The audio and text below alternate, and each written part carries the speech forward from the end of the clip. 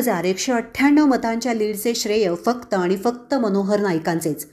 कोणीही बॅनरबाजी करून श्रेय लाटू नये. ययाती नाईक. बातमी पुसद.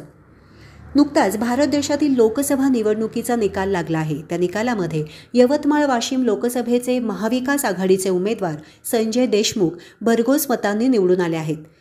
महायुतीच्या अधिकृत उमेदवार राजश्री पाटील यांना पुसदमधून 3,198 मतांची लीड मिळाली आहे. ती लीड घेण्यासाठी बॅनरबाजी करण्यात आली आहे. राजश्री पाटील यांना पुसदमधून मिळालेली त्या लीडचे श्रेय फक्त आणि फक्त मनोहर नाईकांचे असल्याचा खुलासा माजी जिल्हा परिषद उपाध्यक्ष ययाती नाईक यांनी 9 जून रोजी 11 वाजताच्या दरम्यान हॉटेल दीपसंध्यामध्ये पत्रकार परिषद घेऊन खुलासा करण्यात आलेला आहे. ययाती नाईक आपलं स्वागत करतो. आज इथे आपण एक पत्रकार परिषद आयोजित करण्यात आलेली आहे. यासाठी आपण सर्व पत्रकार इथे बांधव पुसदमधील परिसरमधील जिल्ह्यातली आपण सर्व इथं उपस्थित आहात.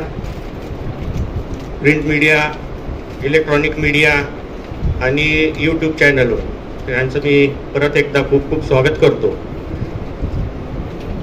नेमकं म्हणजे आता सर्वांना माहिती आहे की आता नुकतेच लोकसभा निवडणूक पार पडली आहे. तर ह्या लोकसभा मध्ये यवतमाळ वाशिम ह्या मतदारसंघामधून मी ययाती नाईक माननीय संजय भाऊ देशमुख साहेबांना मी पाठिंबा जाहीर केला होता आणि मी त्यांच्या मदतीसाठी प्रचाराच्या दौऱ्यात पूर्ण हा मतदारसंघ फिरून पिंजून काढलं. तर माननीय संजय देशमुख साहेब हे भरघोस मतांनी निवडून आले. त्यांचं मी इथे अभिनंदन करतो आणि पुढील कामकाजासाठी त्यांना शुभेच्छा देतो.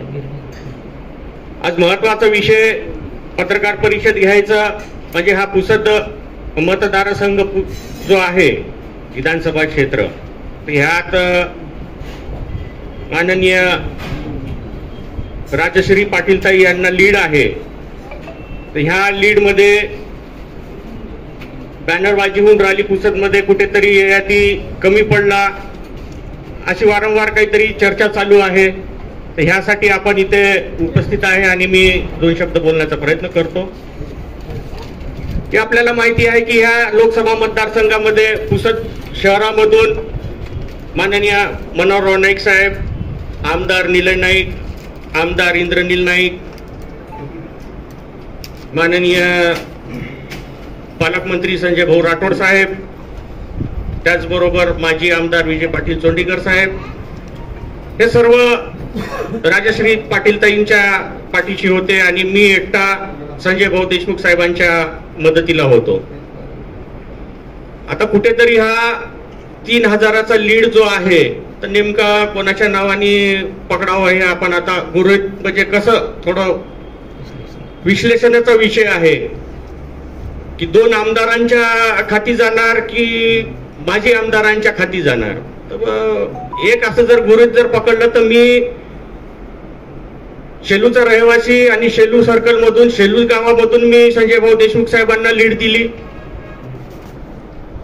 आमदार निलय नाईक साहेब हे गवलीचे रहिवासी, गवलीमधून सुद्धा आम्ही संजय भाऊ देशमुख साहेबांना लीड दिली. मनोहर भाऊ, इंद्रनील भाऊ, विजय पाटील चोंडीकरांना हे पुसद शहरमध्ये राहतात, शहरमध्ये पण सुद्धा संजय भाऊ देशमुख साहेबांना लीड दिली. आता प्रश्न येतो हा 3,000चा. मला तर असं वाटतं की ह्या विश्लेषण मध्ये मी सगळं अॅनालाइज केलं तर मला असं वाटतं की फक्त मनोहर भाऊ साहेबांच्या मोबाईल मधून जे फोन धोरणीवर लोकांची जे चर्चा झाली तर त्या हिशोबानेच मला वाटते की हा श्रेय फक्त मनोहर भाऊंनाच जाणार. की कुठल्याही आमदारांनी आणि कुठल्याही कार्यकर्त्यांनी श्रेय घेऊ नये एकत्रित मला असं वाटतं. कारण की मी नंतर चर्चा केली लोकसभा झाल्या आपल्या रिझल्ट लागला त्याच्यानंतर. दुसरा विषय, संजय भाऊ देशमुख साहेबांना मदत का करायची. एक व्यक्तिमत्व आहे, अनुभवी आहे, माजी मंत्री राहिलेले आहेत, त्याचबरोबर त्यांना प्रशासनाचा अनुभव आहे. विकास कामं आपण खेचून आणू शकतो.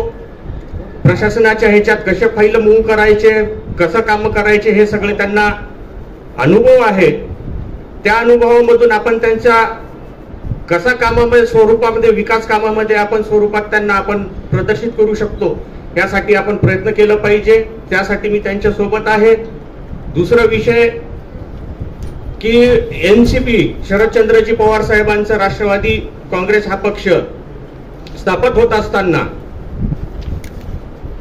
सुधाकरराव नाईक साहेब तिथे सोबत होते. त्याचबरोबर आमचा पूर्ण परिवार शरदचंद्रजी पवार साहेबांसोबत होतं. या परिसरामध्ये जर आपण बघितलं की आता जसं अजितदादांनी एक छोटासा गट वेगळं काढून त्यांनी सरकार दुसरीकडे बीजेपी यांच्या सोबतच स्थापना केली, हे कुठेतरी त्याच्यात इंद्रनील त्यांच्या सोबत गेले, ते मला न विचारता गेले.